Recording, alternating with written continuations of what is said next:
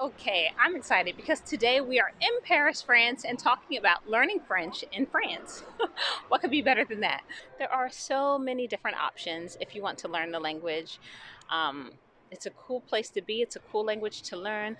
Bonjour, je m'appelle Roman, je suis américaine et j'habite ici à Paris. Okay, so if you want to learn French, there are so many options available to you. So let's get right into it. We're going to talk about learning online. We are going to talk about learning in person. We're going to talk about big schools, smaller schools, and luckily I've done all those things. I've learned online. I've gone to the Alliance. I've gone to a smaller school called Lutèce Long. I've taken classes at the city hall, the Marais. I forget which pronunciation it is. There's still more to learn with my French. C'est dommage, mais c'est juste comme ça.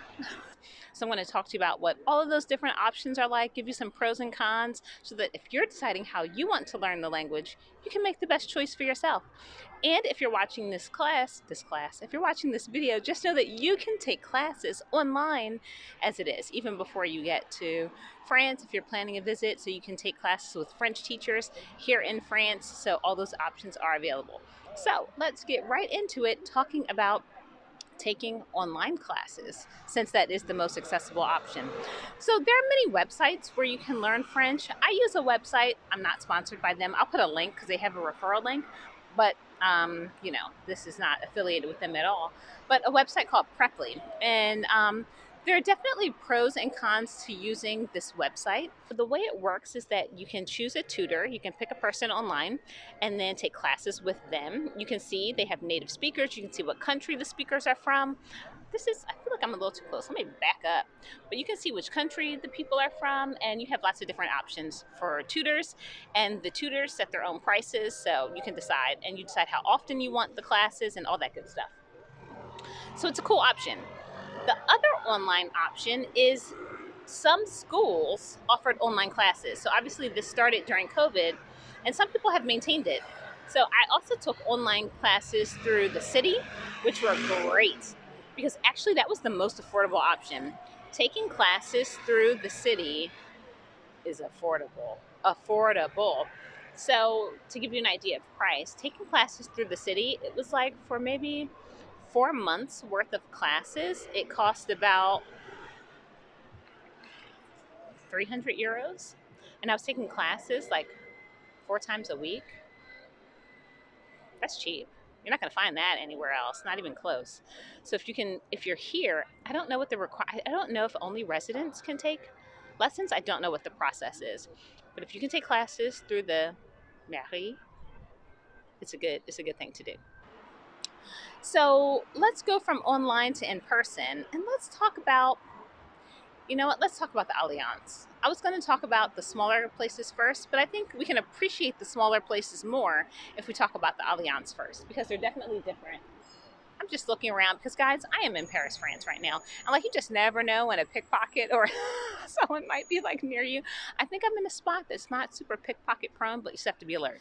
And by the way, I chose this spot where I am here right now is actually where they, I guess, kind of make and sort of maintain the French language. So, languages are always evolving, and there's someone who has to make a choice, right? Like internet. Is internet going to become a French word? Is that going to be an acceptable thing? Are there going to be accents on it? How are they going to spell it? What's going to happen?